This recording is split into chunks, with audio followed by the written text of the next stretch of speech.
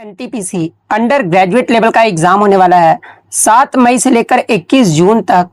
उसके लिए हाल ही के एग्जाम में टीसीएस के द्वारा जितने भी प्रश्न पूछे गए हैं उन सभी प्रश्नों को जो है इस वीडियो में डिस्कस करने वाले हैं। तो जो भी कैंडिडेट्स इस बार railway NTPC under graduate level का एग्जाम देने वाले हैं तो मैं आपको 100% ये गारंटी देता हूं कि आपके इस एग्जाम में जो है यहां से प्रश्न देखने को मिल जाएंगे। तो वीडियो को जो है लास्ट तक जरूर देखिएगा और आपसे रिक्वेस्ट करता हूं अभी तक आपने मेरे चैनल को अगर सब्सक्राइब नहीं किया है तो रेलवे एनटीपीसी एग्जाम से रिलेटेड पल पल की अपडेट के लिए जो है चैनल को सब्सक्राइब जरूर कर दीजिएगा और बगल में ही आपको एक बेल आइकन यानी घंटी का निशान भी दिख रहा होगा तो आप उस पर जो है जरूर प्रेस कर दीजिए। सी का अर्थ जो है आपका पूछा गया था कि इसका जो उपयोग है ये किसके लिए किया जाता है, ये आपसे पूछा गया था, जहां पे इस प्रकार के 4 विकल्प जो आपके दिए गए थे। तो देखिए सबसे पहले ASCII का जो आप पूर्ण मतलब कि फुल फॉर्म जान लीजिए क्या होता है। तो देखिए इसका जो फुल फॉर्म होता है ये आपका American standard code for information interchange होता है और इसमें आपका ASCII में सी का जो आपका अर्थ होता है ना, जिसका उपयोग आपका किसके लिए किया जाता है। तो देखिए सी का जो अर्थ होता है ये आपका कोड होता है और इसका जो उपयोग है ये आपका इनकोडिंग इंफॉर्मेशन यानी सूचनाओं को कोडबद्ध करने के लिए जो आपका किया जाता है। तो ऑप्शन बी आपका यहाँ पे करेक्ट आंसर होगा। और इसके अगर परिभाषा की बात कर ले तो देखिए ये जो आपका कंप्यूटर में टेक्स्ट नंबर या फिर स्पेशल कैरेक्टर यानी अक्षरों को बाइनरी भाषा यानी 0 और 1 में बदलने के लिए जो है इसका उपयोग किया जाने वाला एक आपका मानक कैरेक्टर एनकोडिंग सिस्टम है। तो ये पॉइंट भी आप ध्यान में रखिएगा और इसे आपका 1963 में जो है ना ANSI यानी अमेरिकी नेशनल स्टैंडर्ड इंस्टीट्यूट के द्वारा जो है इसे आपका विकसित किया गया था। और यहाँ से आपका मतलब कि प्रीवियस एग्जामों में प्रश्न ये पूछा गया था कि मानक ASCII कोड का जो उपयोग करके कितने अद्वितीय वर्णों का आपका दर्शाया जा सकता है, ये भी प्रीवियस शिफ्ट में आपसे पूछा गया था। तो देखिए ASCII कोड का उपयोग करके जो है ना आपके 128 अद्वितीय यानी यूनिक वर्णों को जो आपका दर्शाया जा सकता है। तो ये सारे फैक्ट जो आपको ध्यान में रखना है। नेक्स्ट क्वेश्चन आपका बताया था कि उच्चतम न्यायालय को मूल या फिर आरंभिक क्षेत्राधिकार यानी ओरिजिनल जो ज्यूरिसडिक्शन प्राप्त है ना किस अनुच्छेद में ये आपसे पूछा गया था, जहां पे इस प्रकार के 4 विकल्प जो आपके दिए गए थे। तो देखिए ओरिजिनल ज्यूरिसडिक्शन ये जो आपका अनुच्छेद 131 में कहा गया है, जिसमें आपका क्या कहा गया कि मूल या फिर आरंभिक क्षेत्राधिकार जो है ना इसके अनुसार सर्वोच्च न्यायालय भारत सरकार और 1 या अधिक राज्यों या फिर 2 या 2 से अधिक राज्यों के बीच जो है ना किसी भी विवाद की सीधी सुनवाई जो है आपका कर सकता है। और ये क्षेत्राधिकार जो है ना केवल आपका सुप्रीम कोर्ट के पास होता है यानी एक्सक्लूसिव जो ज्यूरिसडिक्शन होता है ये आपका सुप्रीम कोर्ट के पास ही होता है, जो कि आपका अनुच्छेद 131 में जो आपका कहा गया है। तो ऑप्शन सी आपका यहाँ पे करेक्ट आंसर होगा। इसके अलावा अगर अन्य विकल्पों के विश्लेषण की बात कर ले जहां से अनुच्छेद से आपके लगातार प्रश्न पूछे जा रहे हैं, तो देखिए अनुच्छेद 124 जो है ये आपका सर्वोच्च न्यायालय की स्थापना और गठन से जो आपका संबंधित है। अनुच्छेद 141 जो है ये सर्वोच्च न्यायालय द्वारा घोषित कानून सभी न्यायालयों पर बाध्यकारी होगा, ये आपका कहा गया है। अनुच्छेद 148 में जो है ये आपका CAG की नियुक्ति यानी आपका भारत के नियंत्रक एवं महालेखा परीक्षक की नियुक्ति से जो है ये आपका अनुच्छेद जो आपका संबंधित है। और इसमें आप एक फैक्ट जान लीजिए कि अनुच्छेद 32 के तहत जो है ना मौलिक अधिकारों को उल्लंघन के मामले में जो है ये आपका सुप्रीम कोर्ट के पास मूल क्षेत्राधिकार यानी रिट जारी करने की शक्ति जो आपका दिया गया है।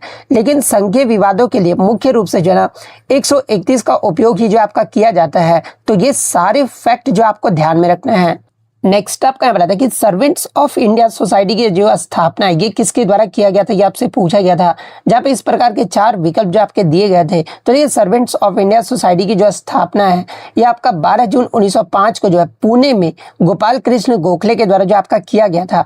तो ऑप्शन बी गोपाल कृष्ण गोखले आपका करेक्ट आंसर होगा। और इसका मुख्य उद्देश्य अगर एग्जाम में पूछा जाए तो देखिए इसका जो मुख्य उद्देश्य है ये शिक्षित भारतीयों को भारत की सेवा, छुआछूत उन्मूलन, शिक्षा के प्रसार और निर्धरता कम करने जैसे सामाजिक कार्यों के लिए एकजुट करना और प्रशिक्षित करना था, इसका जो आपका मुख्य उद्देश्य था। और पृष्ठभूमि की बात कर ले तो देखिए गोपाल कृष्ण गोखले ने जो है ना इस संस्था की स्थापना के लिए डेक्कन एजुकेशन सोसाइटी भी जो है आपके छोड़ दिए थे और इसी सोसाइटी के माध्यम से जो है ये आपका हितवाद नामक समाचार पत्र भी जो आपका प्रकाशित किया जाता था। तो ये फैक्ट भी आपको ध्यान में रखना है।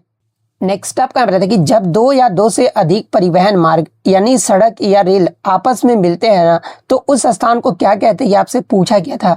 जहाँ पे इस प्रकार के चार विकल्प जो आपके दिए गए थे। तो देखिए मैं आपको बता दूं कि परिवहन के नक्शे या फिर नेटवर्क में जहाँ दो या दो से अधिक मार्ग मिलते हैं ना, उसे आपका नोड या फिर नोडल बिंदु जो आपका कहा जाता है। और ये आपका स्टेशन, जंक्शन या फिर चौराहा भी जो है आपका हो सकता है। यानी इसे आपका जो है ट्रांसपोर्ट नोड यानी परिवहन नोड या फिर आपका जंक्शन जो आपका कहा जाता है। तो एग्जाम्पल में ऑप्शन में आपका नोड जो आपका दिया गया था, तो ऑप्शन बी नोड आपका करेक्ट आंसर होगा। इसके अलावा अगर बात कर ले लिंक के बारे में, तो देखिए दो नोड्स को आपस में जोड़ने वाली सड़क या फिर रेल लाइन के खंड को जो है ना, यानी सेगमेंट को जो है, ये आपका लिंक जो आपका कहा जाता है। उदाहरण के तौर पर अगर बात कर ले तो देखिए एक रेलवे जंक्शन एक आपका नोड है, क्योंकि वहाँ कई दिशाओं से जो है आपका पटरियां जो आपका मिलती है। नेटवर्क की बात कर ले तो ये नोड और लिंक मिलकर ही जो है ना एक परिवहन नेटवर्क यानी ट्रांसपोर्ट नेटवर्क का निर्माण जो है आपके करते हैं। तो ये सारे फैक्ट जो आपको ध्यान में रखना है। नेक्स्ट आपका यहाँ पर कि विटामिन B1 की कमी से होने वाला प्रमुख रोग कौन सा, ये आपसे पूछा गया था।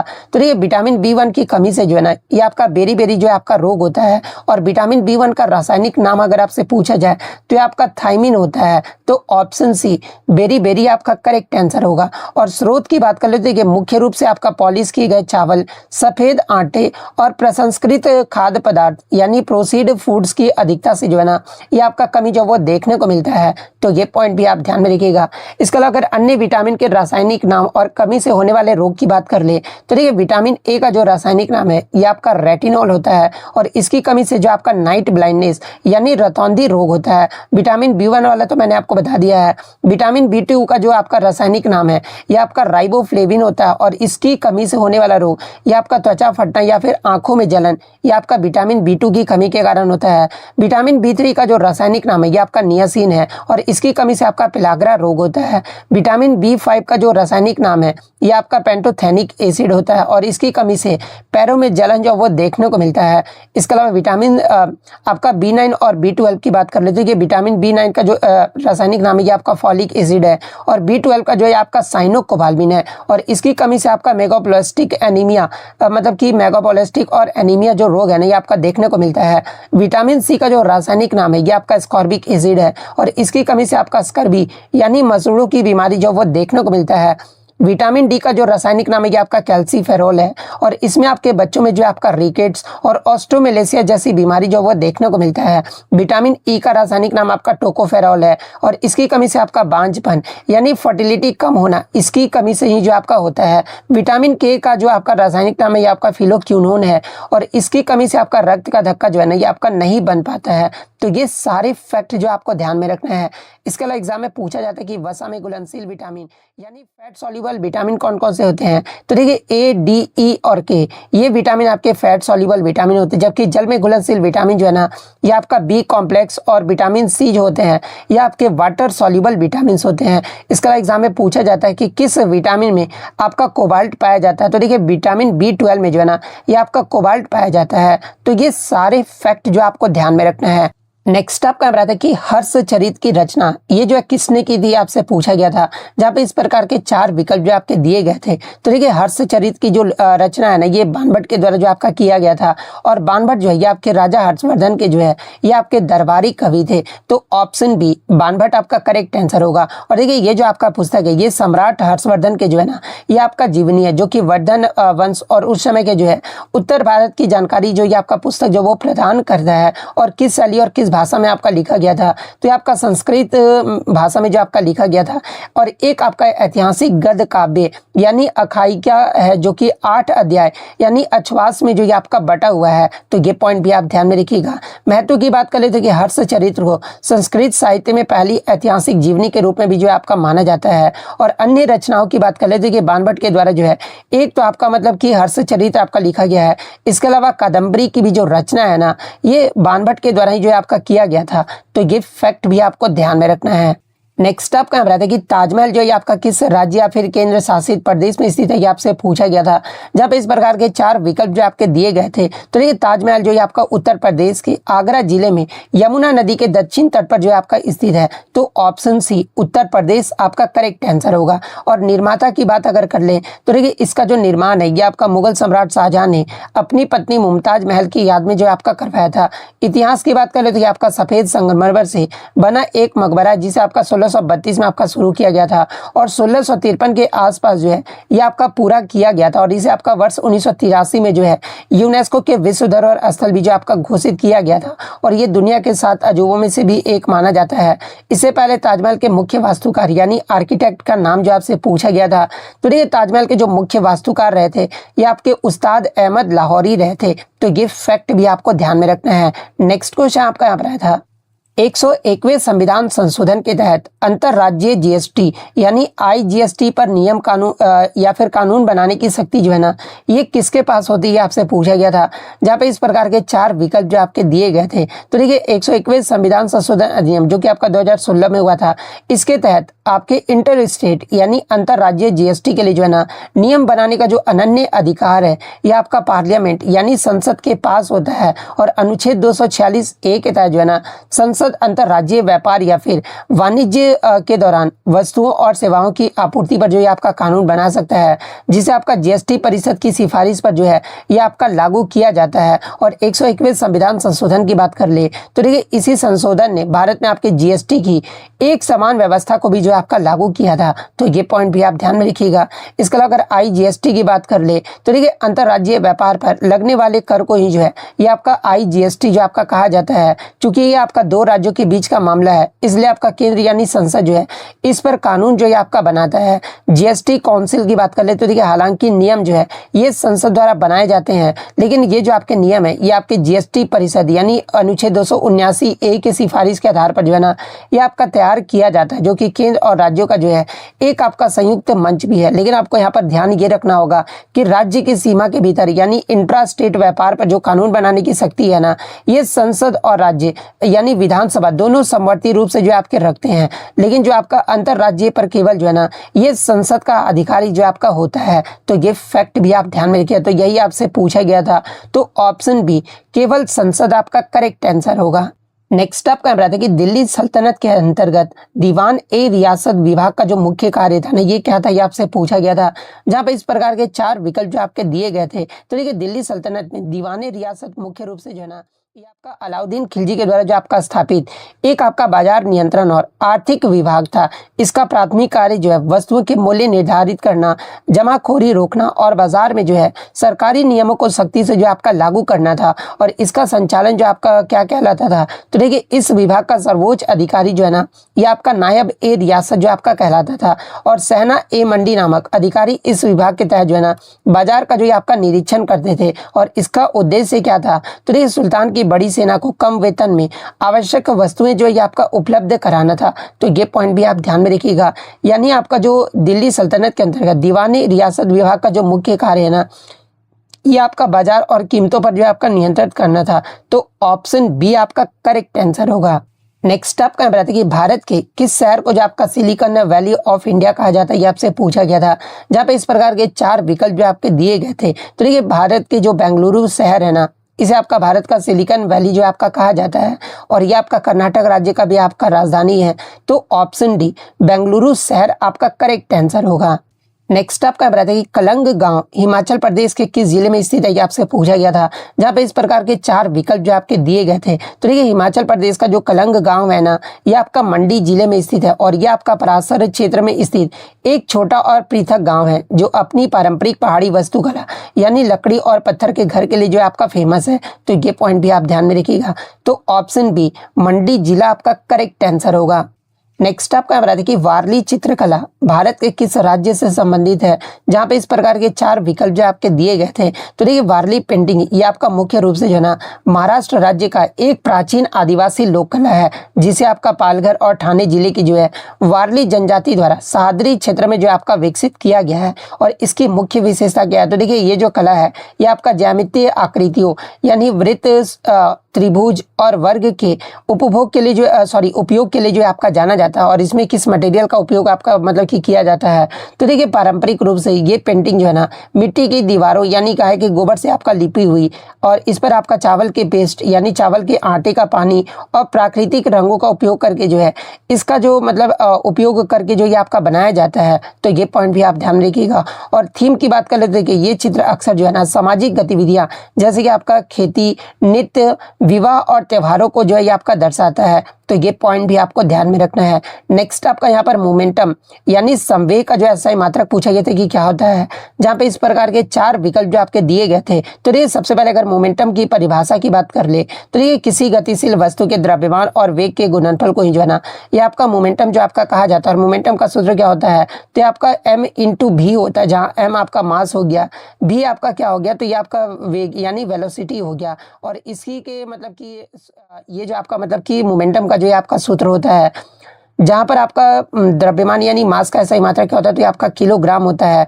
वेलोसिटी यानी वेग का जो ऐसा ही मात्रक है ये आपका मीटर पर सेकंड होता है। तो इसी से आपका संवेग का ऐसा ही मात्रक क्या हो जाएगा, तो आपका केजी इंटू मीटर पर सेकंड। तो ये आपका जब करोगे तो केजी मीटर पर सेकेंड ये जो आपका क्या हो जाएगा, तो ये आपका संवेग का जो आपका सूत्र निकल कर आ जाएगा। इसके अलावा संवेग का जो है न्यूटन सेकंड के रूप में भी जो इसे आपका लिखा जाता है। और संवेग एक आपका वेक्टर क्वांटिटी है जिसका डायमेंशनल फॉर्मूला यानी विमीय जो सूत्र होता है आपका MLT-1 ये जो इसका विमीय सूत्र होता है। तो ये फैक्ट भी आपको ध्यान में रखना है। तो केजी मीटर पर सेकेंड इस ऑप्शन में आपका दिया गया है, तो आपका ऑप्शन बी में आपका दिया गया है। तो ऑप्शन बी आपका करेक्ट आंसर होगा।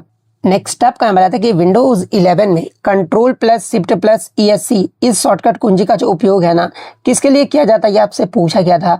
जहाँ पे इस प्रकार के 4 विकल्प जो आपके दिए गए थे। तो ये control plus shift plus ESC Windows में आपका टास्क मैनेजर को तुरंत लॉन्च करने के लिए जो है ना इस शॉर्टकट कुंजी का प्रयोग जो आपका किया जाता है। और इससे लाभ क्या होता है, तो ये control plus Alt plus delete दबाने के बाद जो है मेन्यू में से टास्क मैनेजर चुनने के बजाय जो है ये आपका सीधे उसे जो आपका खोलता है। और इसका उपयोग कंप्यूटर पर चल रही आपका प्रोसेस यानी प्रक्रियाओं, CPU या फिर रैम का उपयोग की निगरानी करने और हैंग हुए प्रोग्राम को जो है इंड टास्क करके बंद करने के लिए जो आपका किया जाता है। तो ये पॉइंट भी आप ध्यान में रखिएगा। यानी control plus shift plus ESC का जो प्रयोग है ना ये आपका टास्क मैनेजर खोलने के लिए जो आपका किया जाता है। तो ऑप्शन बी आपका करेक्ट आंसर होगा। नेक्स्ट आपका यहाँ पर कि बगराम एयरबेस मुख्य रूप से कहाँ पर स्थित है, ये आपसे पूछा गया था। जहाँ पे इस प्रकार के 4 विकल्प जो आपके दिए गए थे। तो ये बगराम एयरबेस जो है ये आपका अफगानिस्तान के जो है आपका परवान प्रोविंस यानी परवान प्रांत की राजधानी काबुल में लगभग काबुल से लगभग आपका 60 किलोमीटर उत्तर में जो आपका स्थित है। तो ऑप्शन में आपका अफगानिस्तान दिया गया था। तो ऑप्शन सी अफगानिस्तान आपका करेक्ट आंसर होगा। इसके महत्व की बात कर ले तो आपका अफगानिस्तान का सबसे बड़ा और सबसे महत्वपूर्ण सैन्य हवाई अड्डा भी जो आपका रहा है, जिसे आपका 1950 के दशक में सोवियत संघ के द्वारा जो आपका बनवाया गया था।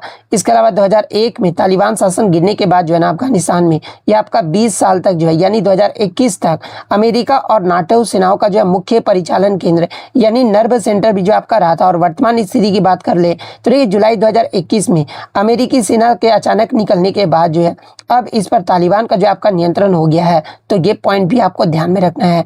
नेक्स्ट आपका करंट अफेयर से आया था कि 2025 ITTF जो आपका मिक्स्ड टीम वर्ल्ड कप जो कि आपका चेंगतू चीन में आयोजित किया गया था, इसका विजेता कौन सा टीम रहा था, ये आपसे पूछा गया था।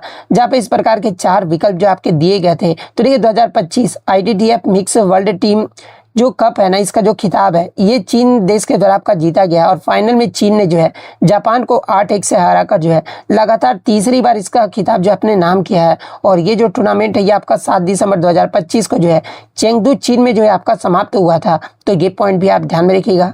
तो ऑप्शन बी चाइना आपका करेक्ट आंसर होगा। नेक्स्ट आपका बताते हैं कि तापीय प्रदूषण यानी थर्मल पॉल्यूशन का सबसे सामान्य कारक या फिर प्रदूषक कौन सा, ये आपसे पूछा गया था।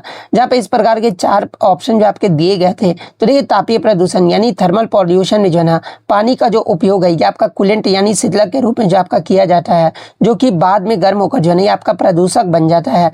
तो ऑप्शन बी शीतलक आपका करेक्ट आंसर होगा।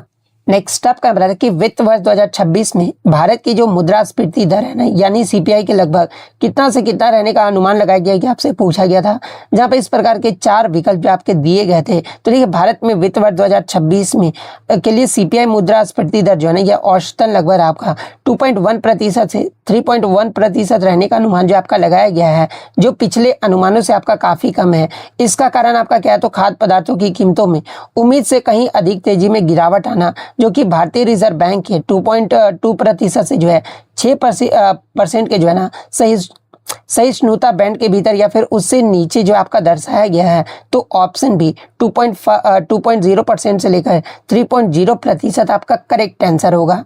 नेक्स्ट आपका रहता है कि मैकेनिकल कंप्यूटर का जनक ये किसे कहा जाता है, ये आपसे पूछा गया था, जहाँ पे इस प्रकार के 4 विकल्प जो आपके दिए गए थे। तो देखिए, मैकेनिकल कंप्यूटर का जो जनक है ये आपके चार्ल्स बेबेज को जो आपका कहा जाता है, और 19वीं शताब्दी में उन्होंने आपके मतलब कि डिफरेंस इंजन और एनालिटिकल इंजन का मतलब नामक यांत्रिक गणना मशीनों के मशीनों को जो आपका डिजाइन किया था, जो कि आधुनिक कंप्यूटर का आधार भी जो आपका बना था। इसके अलावा अन्य योगदान की बात कर ले तो देखिए, चार्ल्स बेबेज को सामान्य कंप्यूटर का पितामह भी जो आपका कहा जाता है, क्योंकि उन्होंने जो है प्रोग्राम योग्य कंप्यूटर का विचार जो आपके रखे थे।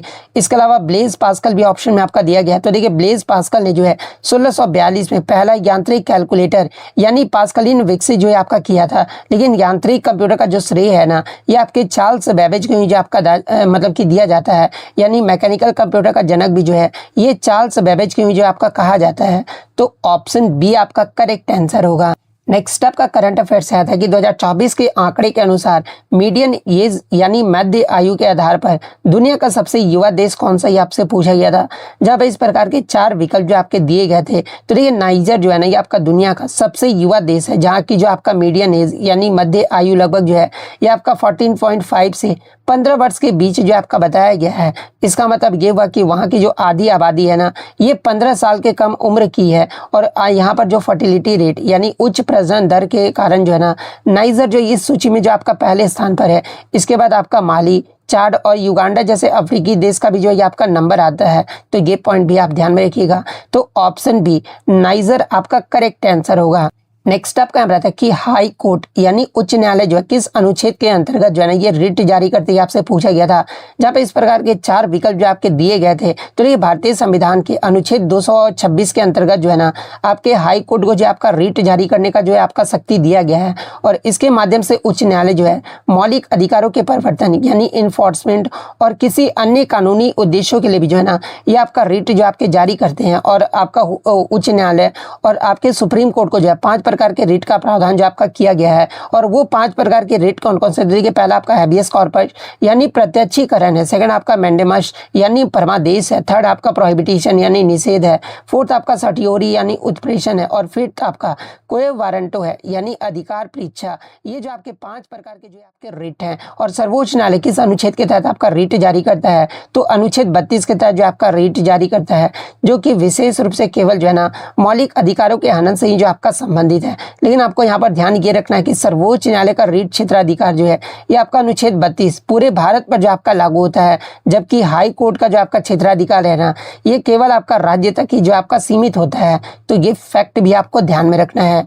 नेक्स्ट आपका रहता है कि भारत में कार्बन क्रेडिट लक्ष्य पूरा न करने पर कितना जुर्माना लगाया जाता है, ये आपसे पूछा गया था, जहाँ पे इस प्रकार के 4 विकल्प जो आपके दिए गए थे। तो देखिए, भारत में कार्बन क्रेडिट लक्ष्य पूरा न करने पर जो है ना आपका CPCB यानी केंद्रीय प्रदूषण नियंत्रण बोर्ड द्वारा पर्यावरण मुआवजा जुर्माना जो आपका लगाया जाता है। और ये जो जुर्माना है ना उस अनुपालन वर्ष में कार्बन क्रेडिट प्रमाण पत्र की औसत व्यापार कीमत के जो है ये आपके दोगुने के जो है आपका बराबर होता है। और ये जो राशि है ये 90 दिनों के भीतर भी जो आपका जमा करना होता है। तो आपका दोगुना किस ऑप्शन में आपका दिया है? तो ऑप्शन सी में आपका दिया गया है। तो ऑप्शन सी आपका करेक्ट आंसर होगा। नेक्स्ट आपका रहता है कि राष्ट्रपति द्वारा स्वीकृत विकसित भारत रोजगार और आजीविका मिशन यानी जिसका नाम आपका VV राम जी है, इस अधिनियम 2025 के अनुसार जो है ना ग्रामीण परिवारों को एक वित्तीय वर्ष में कितने दिनों की रोजगार की वैधानिक गारंटी प्रदान किया गया है, ये आपसे पूछा गया था, जहाँ पे इस प्रकार के 4 विकल्प जो आपके दिए गए थे। तो ये राष्ट्रपति द्रौपदी मुर्मू के द्वारा 21 दिसंबर 2025 को आपका इस अधिसूचना के अनुसार जो है ना VV राम जी अधिनियम 2025 को अपनी मंजूरी जो आपका दिया गया है, जो कि अब आपका मनरेगा 2005 का जो है ये आपका स्थान जो आपका लिया है। और इस नए कानून के तहत जो है वैधानिक रोजगार गारंटी को जो है ना ये आपका 100 दिनों से बढ़ाकर भी जो है 125 दिन प्रति परिवार प्रति वर्ष जो आपका कर दिया गया है। और इसमें कृषि अवकाश क्या है, तो देखिए अधिनियम ने बुआई और कटाई के पीक सीजन के दौरान जो है ना राज्यों को 60 दिनों की कृषि अवकाश घोषित करने का विकल्प भी जो आपका दिया गया है, ताकि खेती के लिए श्रम की उपलब्धता भी जो ये आपका बना रहे। और इसका मुख्य उद्देश्य जो है ग्रामीण बुनियादी ढांचे जैसे कि जल सुरक्षा और सड़क का निर्माण करना और विकसित भारत @ 2047 के विजन को भी जो आपका प्राप्त करना है। तो ये पॉइंट भी आप ध्यान में रखिएगा। तो ऑप्शन डी 125 दिन आपका यहाँ पे करेक्ट आंसर होगा।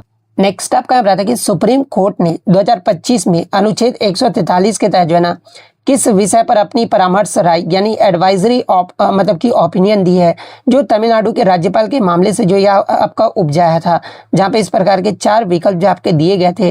तो देखिए मैं आपको बता दूं कि 8 अप्रैल 2025 को एक खंडपीठ ने तमिलनाडु के राज्यपाल द्वारा 10 पूर्ण पारित विधेयकों को राष्ट्रपति के पास भेजने को असंवैधानिक जो आपका बताया, और उनके पास आपका जो टाइमलाइन यानी समय सीमा भी जो है ना ये आपका तय कर दिया गया था। और अनुच्छेद 143 के संदर्भ में अगर बात कर ले तो देखिए इस फैसले के बाद केंद्र सरकार की सलाह पर जो है ना राष्ट्रपति ने सुप्रीम कोर्ट से 14 सवाल पूछे कि क्या न्यायपालिका राज्यपाल राष्ट्रपति को समय सीमा के लिए बाध्य जो है आपका कर सकती है। और इसमें आपका 2025 की राय क्या रही है, तो देखिए नवंबर 2025 में 5 जजों की संविधान पीठ ने जो है अपनी राय में कहा कि राज्यपाल या फिर राष्ट्रपति को जो है विधेयकों पर निर्णय लेने की किसी निश्चित समय सीमा में जो है ये आपका नहीं बांधा जा सकता है। और मान ली गई सहमति जैसी कोई अवधारणा भी जो ये आपका नहीं होगा। इसके हालांकि कोर्ट ने आपका ये भी कहा है कि राज्यपाल अनिश्चित काल तक बिल जो आपके नहीं रोक सकते हैं, लेकिन पिछला सख्त समय सीमा वाला आदेश जो है ना इस परामर्श के बाद जो है ये आपका थोड़ा संतुलित जो आपका देखने को मिला है। यानी इसके तहत जो परामर्शी राय आपका क्या दिया गया है, तो देखिए विधेयकों पर सहमति देने के लिए राज्यपाल और राष्ट्रपति की शक्तियां जो ये आपका दिया गया है। तो ऑप्शन बी आपका यहाँ पे करेक्ट आंसर होगा। नेक्स्ट आपका यहाँ बताया कि अमीर खुसरो ने अपनी साहित्य और काव्य रचना के लिए जो है ना मुख्य रूप से किस भाषा का प्रयोग किया था, ये आपसे पूछा गया था, जहाँ पे इस प्रकार के 4 विकल्प जो आपके दिए गए थे। तो देखिए अमीर खुसरो ने अपने साहित्य और काव्य रचना के लिए जो है ये आपका मुख्य रूप से जो है फारसी भाषा का प्रयोग भी जो है आपके किए हैं, लेकिन उन्होंने हिंदी भाषा के विकास में भी जो है ये आपके अद्वितीय योगदान भी जो है वो दिए हैं। और उन्होंने फारसी के साथ साथ जो है हिंदवी यानी हिंदुस्तानी या फिर खड़ी बोली और ब्रज भाषा में भी जो आपका काव्य की रचना जो वो किए हैं। और इसके अलावा आपके अमीर खुसरो को जो है ये आपका तूते हिंद यानी भारत का तोता भी जो आपका कहा जाता है। यानी आपका अमीर खुसरो ने साहित्य और काव्य रचना के लिए मुख्य रूप से जो है किस भाषा का प्रयोग किया था, तो ये आपका फारसी भाषा का जो है ना ये प्रयोग किया गया था। तो ऑप्शन बी फारसी आपका करेक्ट आंसर होगा। नेक्स्ट आपका बताते कि 1857 के विद्रोह के संदर्भ में मंगल पांडे किस नेटिव इन्फेंट्री से जो आपके संबंधित है ये आपसे पूछा गया था, जहाँ पे इस प्रकार के 4 विकल्प जो आपके दिए गए थे। तो देखिए मंगल पांडे जो आपके 34वीं नेटिव मतलब की इन्फेंट्री से जो आपके संबंधित है, क्योंकि मंगल पांडे बैरकपुर छावनी के तैनात जो है ना ये 34वीं बंगाल नेटिव इन्फेंट्री के जो है 6वीं कंपनी के जो है ना ये आपके सिपाही थे। और अगर मतलब विद्रोह का कारण की बात कर लेते कि 29 मार्च 1857 को जो है उन्होंने नई एनफील्ड राइफल के जो है ना करतूसों के खिलाफ विद्रोह किए थे, क्योंकि उनके गाय और मतलब कि उनमें जो है गाय और सुअर की चर्बी होने का अफवाह भी जो ये आपका फैलाया गया था। और घटना क्या था, तो देखिए उन्होंने अपने रेजिमेंट के अधिकारी लेफ्टिनेंट बाग को और सर्जेंट मेजर ह्यूसन पर जो है ना ये आपका हमला भी जो वो किए थे। और इससे घटना के बाद जो उन्हें आपका गिरफ्तार कर लिया गया था और 8 अप्रैल 1857 को भी जो है आपका फांसी दे दी गई थी। और उनकी रेजिमेंट 34वीं बीएनआई के बाद भी जो है आपका भंग कर दिया गया था। तो ये फैक्ट भी आपको ध्यान में रखना है। नेक्स्ट क्वेश्चन आपका बताता है कि जनवरी 2025 में अमेरिका और अल्जीरिया के मध्य जो है ना किस क्षेत्र के सहयोग के लिए जो है आपका समझौता ज्ञापन पर हस्ताक्षर किया गया था, आपसे पूछा गया था, जहाँ पे इस प्रकार के 4 विकल्प जो आपके दिए गए थे। तो देखिए 22 जनवरी 2025 को जो है अमेरिकी अफ्रीकी कमांड के कमांडर जनरल माइकल लेगनी और अल्जीरिया सेना के प्रमुख जनरल सईद चेनिग्रिये ने जो है ना इस सैन्य सहयोग समझौते पर जो आपका हस्ताक्षर किया है। और इस समझौते के तहत जो है दोनों देश समुद्री सुरक्षा, आतंकवाद विरोधी अभियान, संयुक्त सैन्य प्रशिक्षण और सूचनाओं के आदान प्रदान पर जो आपका सहयोग करेंगे। यानी जनवरी 2025 में अमेरिका और अल्जीरिया के मध्य जो है ना ये आपका मिलिट्री यानी सैन्य सहयोग के लिए आपका समझौता ज्ञापन पर जो है ये आपका हस्ताक्षर किया गया था। तो ऑप्शन बी सैन्य आपका करेक्ट आंसर होगा। नेक्स्ट आपका यहाँ पर आता है कि 8वीं से 10वीं शताब्दी के दौरान कन्नौज पर वर्चस्व स्थापित करने के लिए पाल, प्रतिहार और राष्ट्रकूट वंशों के बीच हुए संघर्ष को किस नाम से जाना जाता है, आपसे पूछा गया था। जहाँ पे इस प्रकार के 4 विकल्प जो आपके दिए गए थे, तो इसे जो आपका मतलब कि त्रिपक्षीय संघर्ष के नाम से जो आपका जाना जाता है, तो ऑप्शन बी त्रिपक्षीय संघर्ष आपका यहाँ पे करेक्ट आंसर होगा। नेक्स्ट आपका यहाँ पर आता है कि इन्फ्लुएंजा वायरस के कारण होने वाली बीमारी को सामान्यतः किस नाम से जाना जाता है, आपसे पूछा गया था। जहाँ पे इस प्रकार के 4 विकल्प जो आपके दिए गए थे, तो देखिए इन्फ्लुएंजा वायरस के कारण होने वाली बीमारी को सामान्यतः जो है ना, ये आपका फ्लू या फिर इन्फ्लुएंजा के नाम से जो आपका जाना जाता है, और ये एक आपका संक्रामक वायरस श्वसन बीमारी है जो कि आपका नाक, गले और फेफड़ों को जो है आपका प्रभावित करता है। और इसके प्रमुख लक्षण में आपके तेज बुखार, खांसी, गले में खराश, शरीर में दर्द और थकान भी जो है आपका शामिल होता है। तो ऑप्शन में आपका फ्लू दिया गया था, तो ऑप्शन बी फ्लू आपका